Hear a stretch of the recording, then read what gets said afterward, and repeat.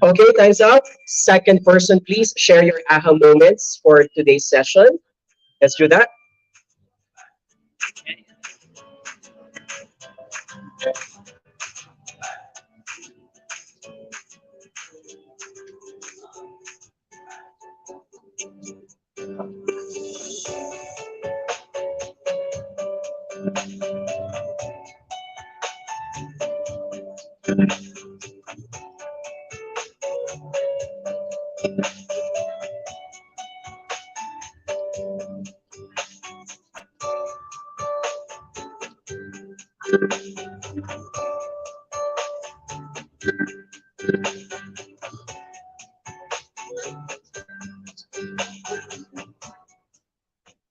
Okay, I hope you are we learning something today?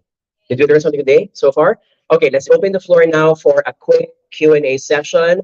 If you have any thoughts, case studies, experiences in the past, how to do X, Y, and Z, please raise it now. Anyone? Yes, go ahead. Let's give you a microphone. Hello. Ayun, kasi most of the time, pag yung merong mga parang solutions presentation na ginagawa ako with the customer, and there are solutions na kailangan ko pang i-check. Is it right to say, kanina kasi sabi mo tanggalin yung mga technically, which is yun, I'm guilty for that. Technically, it will work, but I need to, tama bang sabihin yung ganun sa'yo? Okay, so good. So, very good question. We mentioned kanina na if it's not necessary, take away your adverbs, such as your technically, assumingly, ano pa ba? Essentially, apparently. There are, however, moments wherein you have to use the word because it's really what it's intended for. So you can say, technically gagana siya, but it's not the ideal way to use it. So that's okay to use it. The word actually should be used only if you are correcting something that it isn't what it is. So for example, it looks like a chair, but actually it's a sofa. That's okay to use it that way. But if you're using it in another situation like, John, is your seatmate in the office already? Because she's always late and you're trying to hide kasi best friends kayo. And you say, actually, she's here. See? And I know that you're lying because actually it's one of the favorite adverbs of liars when they're trying to compensate. Okay? So there are going to be exemptions to the rule, but always keep in mind the cleaner and shorter your sentences are, the better. The more confident that you will sound. The more time it takes to you to explain a certain concept, it means you're struggling to explain it. And it means you're lacking the confidence and the knowledge as well. Okay? Anyone else who wants to add? Kuya, nawala po yung ating screen. Let's add some more questions. Any more questions, please? Okay, go ahead. Let's give the microphone. For a person who's going through something like anxiety, for example, Okay. their confidence is not really yung issue lang po nila. It has also something to do with the illness itself. So do you have any advice for people who are struggling with anxiety and managing their inner demons when it comes to public speaking? On top of course, asking for professional help, if it warrants it, exposure is always going to be your best ally. When I say exposure muna with a few people and build your confidence from there. 2 or 3, such as your best friends. And then graduate into people you're not so close with, but you're still comfortable. And then graduate into strangers, which is usually what happens for therapy. So when you're afraid of spiders, the therapy approach for spiders is you look at the photo of a spider first and see how you react. If you're confident with looking at a spider's photo, you can look at a model of a spider, a stuffed toy. If you're okay with that, we we graduate to seeing a spider from afar. If you're okay, spider that's nearer to you. If you're okay, holding a spider. So therapy approach works. Same thing also for people. So gradual is always going to be good.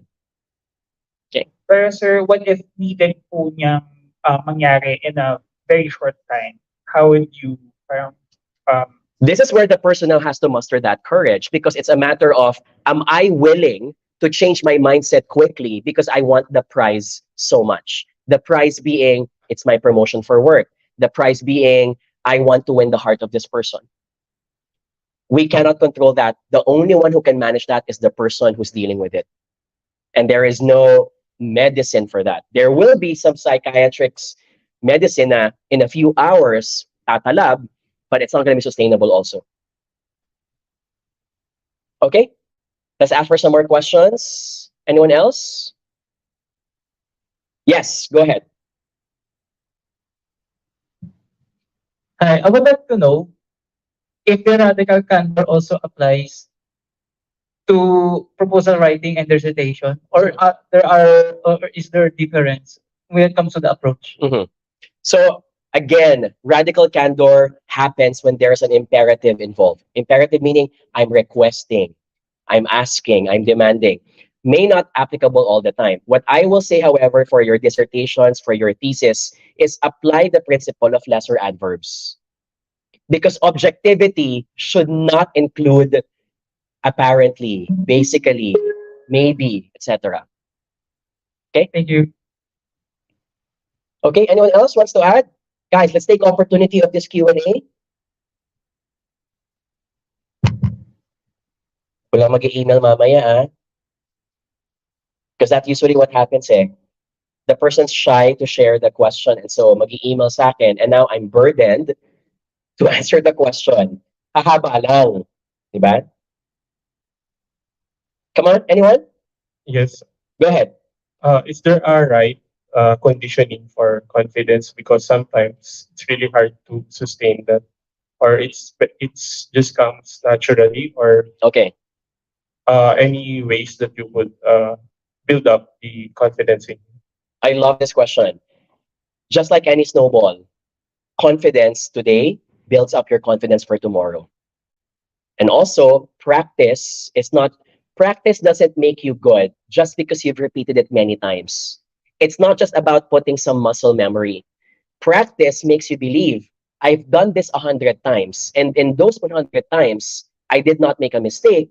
Likely, it's going to happen again today. And therefore, the predictability makes you believe that you can do it over and over again. So confidence needs to have a snowball effect. You can't have it immediately one day. Kasi pwede mangyari na you did it right Monday, you did it right Tuesday, Wednesday nagkamali ka, your confidence level drops. And that's normal. But imagine that as a calendar for 365 days. Of the days that you were confident, only there were 20 or 15. That makes you confident because the probability of me doing well is higher than the failure. Therefore, I'm confident that I will get it done. So in my case, as a motivational speaker, the reason why I'm confident to deliver is because I've done it 1,000 times. I may have made mistakes in some sessions, but at the back of my head, of the 1,000 talks I've done, I've only failed X number of times. So if I've done more successful ones, my brain's telling me the probability of this becoming successful is way higher. I'll go with that flow. What's my point here? You need to do more exposure, repetitions, and activities. So if you want to be good in presiding meetings, the best way to have an assurance is keep on repeating, doing those meetings. You can't just say, I'll be confident after conducting 2 or 3 meetings. Because you will have a mistake. 1 out of 3 does not make you feel predictable. It's repetition. Okay? A singer becomes confident because they've sang the song too many times. To the point that it becomes muscle memory. And number 2, at the back of their head, I know that I will do well because I've done it many times. I've done well. I'll give an example. Ayusin ko lang yung slides ko dito, ha? I'll give an example. Who here sometimes panics when they realize that it's so weird to sleep and not knowing if you will wake up tomorrow. Anyone? Have you ever felt that way? Because biologically, it's such an amazing thing to consider that you are going to be unconscious for 6 hours and yet you wake up the next day. Have you ever thought of that? Sorry, yung mga ibang nakakaisip, baka maisip nyo na ngayon. Sabi yung iba, oh my God, gigising pa ba ako nito? So you might, but if you rationalize it, it's such an amazing fact of life. So when you think about it, you might be scared to think, oh my gosh, baka hindi na ako gumising. But what makes you continue to sleep at night and move on with life? Because you're going to tell yourself, if I'm 37 years old, of all the 37 years, I still keep on waking up alive. That probability is so high. It's going to happen again tomorrow. That's confidence. But I only have that confidence because I've had the experience.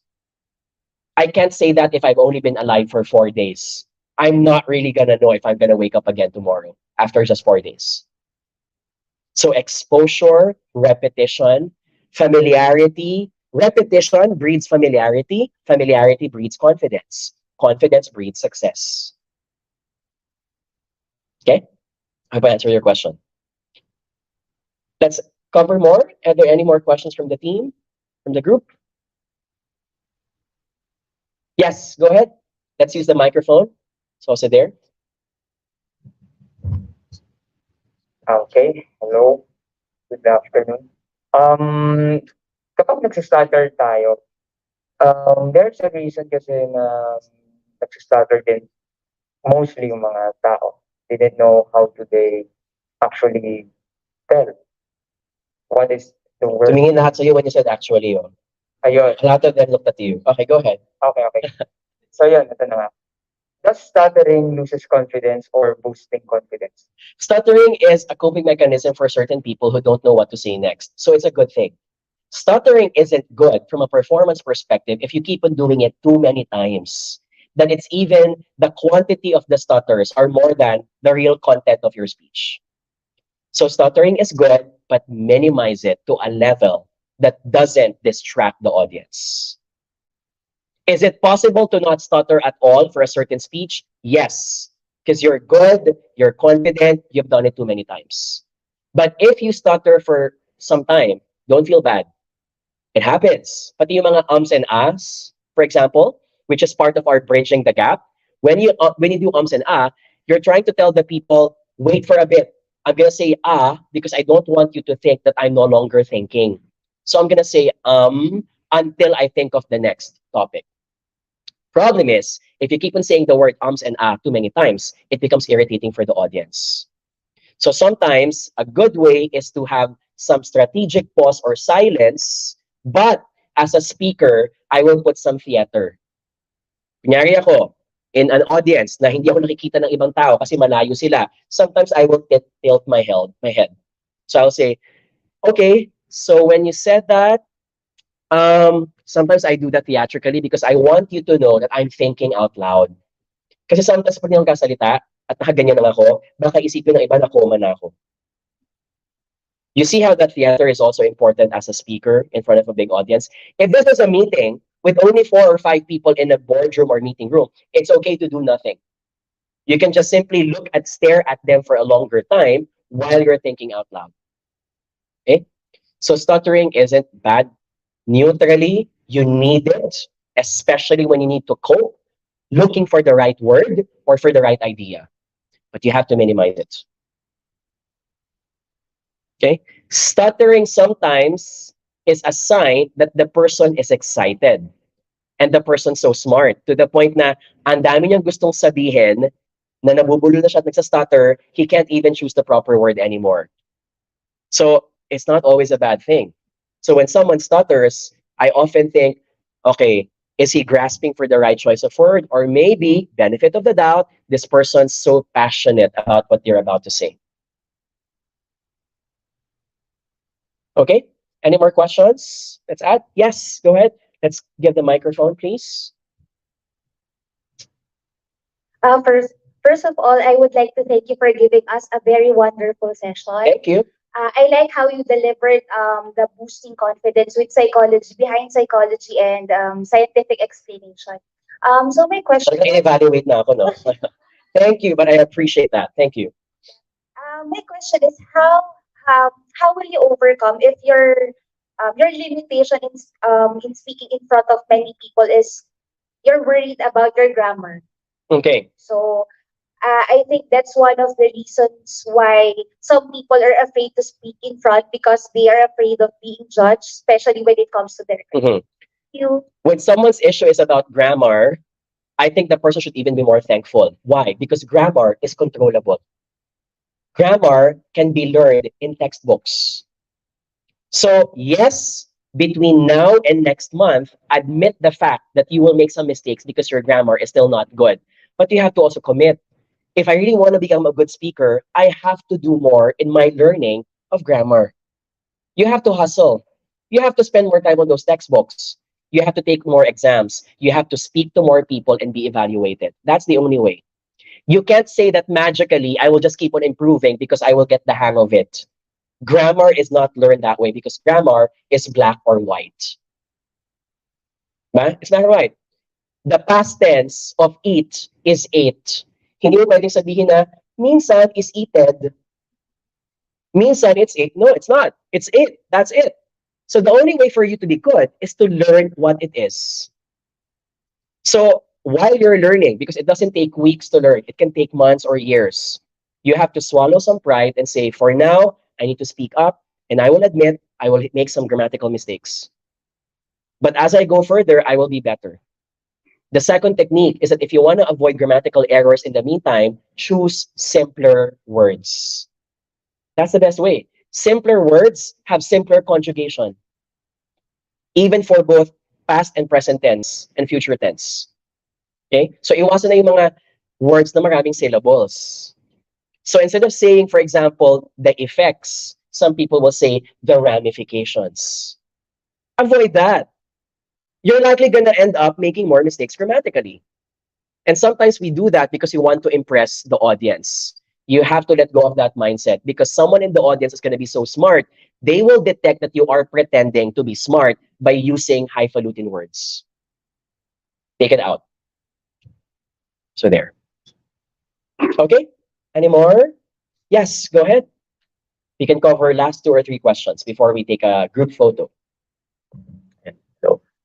So if you're in a client-facing job, but sometimes there's a need to do small talk with the clients. But it just so happens I'm an introvert who has a hard time doing small talk. How do you improve in doing small talk? Mhm. 2 things. Mindset muna. You have to admit the fact that sometimes for you to be able to sell and engage a client, you have to build a relationship. So you have to take away the mindset that sometimes na, sorry, introvert ako eh, di ko siya pwedeng kausapin, or ayaw ko siyang kausapin. You have to change that mindset because there will be some clients wherein they will appreciate if you make that small talk. You have to go beyond that comfort. Okay, that's one. Number 2, I would go for the classic questions. So when I go for a meeting, meron ako laging baon. I bring with me 5 classic questions that I think are good enough to make a connection, but not too much to invade their privacy. So before I do that, can you give me some of your classic questions to usually ask? What do you think are those questions? How's your day? Okay. Ano pa? Kunyari, the meeting is at 10 a.m. and you both just arrived on site. What is the most classic question to ask that's safe enough? As a Filipino, you can say, have you had your breakfast? Right? Or for me, it's even safer to say, how was the traffic when you came here? And sometimes when the person says it's okay or it's bad, you can jump into the question, say, oo nga eh, traffic's really bad, no? And then you can talk about your own personal stories. It makes you feel closer to each other and your guards go lower as well. That's one. In a meeting, when I'm talking to a client, when someone mentions about their favorite TV show or city, it's always good. So food, travel, always a good classic question to talk about. Especially mga cities na, if they talk about, I've been to this city, jump on that. Why? People can reveal their personalities based on their favorite cities. What did they like about it? What do they think about the people, the transportation, etc.? Same thing with food. By the way, can I just raise this? Sometimes it's not good to ask kung kumain ka na when you have nothing to offer. Especially if you're the host. Right? Like, oh, have you eaten your breakfast? Because the person might think, ay, may you offer to. Yung pala wala. It disappoints them. So be careful also. But for me, small talk is important. That's one.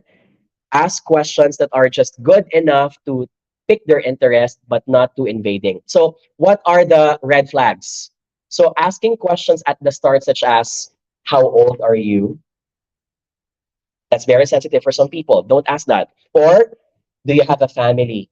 Do you have kids? Are you single? Try to avoid these questions because this is out of your business. Plus, it doesn't contribute to my value. It assumes that my intelligence and my performance is dependent on whether I'm single or married, especially for women. Even for age. So sometimes it can be flattering to say na ilang taon ka na kasi bata-bata mo pa eh. Pero I think you're good already. For some people, it's not flattering because they don't like it when their age is being asked when they think that they are already old also. So experience comes into the picture. Another question I'd like to avoid, for example, is religion and politics at the very start of the conversation, especially when you haven't built any relationship, especially when you're talking also to people of a different nationality. Okay, we'll talk about that later on in our business writing session. There's a portion where we say, in your email conversations, especially when you're talking to different nationalities, be careful of how you impose your religion to them. Some are totally cool about it. Some are gonna give you a eyebrow raise. So for example, ako, just to be sure, instead of saying Merry Christmas to you, I'd say Happy Holidays. Some of my Muslim friends are totally okay with it. I thought it was like that, but I've also experienced that some are not cool with it. So I'd rather be neutral. Okay? So some people are zipping up their bags, which is a body language of, I need to leave. Okay, so let's finish this. Are we all good? Did we learn something today? Yes, thank you. So on behalf of our organizations, thank you for sharing your morning with us. For those who are attending the session later on, we'll let you off for lunch. And we hope we get to see you in our future sessions. You can log on to our website, jonathanyabut.com. And if you're interested, our best-selling books are also available at the site. Thank you. Can we do a quick selfie? If that's okay with you guys? Okay. Wait lang, I'm just gonna get my phone.